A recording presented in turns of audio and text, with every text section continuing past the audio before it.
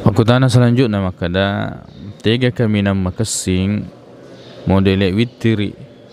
Ya, cara berwitir manakah yang paling baik dari cara berwitir? 2-1 betuan dan napi gak dulu 2 rakaat napa di ya rega telu sekaligus, ya rega 3 sekaligus. Ya, jadi mana yang paling baik, lebih afdal salat witir 2-1 atau 3 sekaligus? Hadis riwayat Bukhari dan Muslim dari sahabat Nabi SAW oleh penguluta Abdullah bin Umar, makada Nabi Muhammad SAW salatul laili masna masna, na iya sempajang wennie 2 rakang.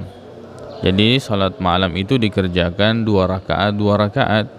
Fa idza khasya alaikumus subha, nareko kita orang ita mawattu suwe majapu engkan itu nasa Nabi Muhammad sallallahu alaihi wasallam fasalli rak'atan wahidah, tetongi sirakang tu tiru maka salla betuanna sebagai witir apa yang telah kita laksanakan 2 rakaat.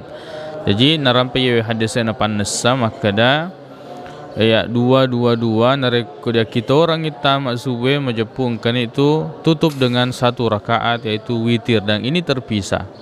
Jadi ya memang nasi salangi pandritata atau beragam pendapat dalam masalah ini kia ya romanasa secara zahir jallo hadis ya naritu dipisahkan 1 rakaatnya sebagaimana hadis ini, hadis riwayat Bukhari dan Muslim dari Abdullah bin Umar radhiyallahu anhuma, wallahu taala a'la wa a'lam. Neke wadimo, neke wadingi 3 rakaat sekaligus dan bisa juga 2 kemudian 1 rakaat. Neke nareko makutana ni tiga makimina makasing, insyaallah kami nama kasing di 2 rakaat kemudian ditutup dengan 1 rakaat. Allahu taala a'la wa a'lam.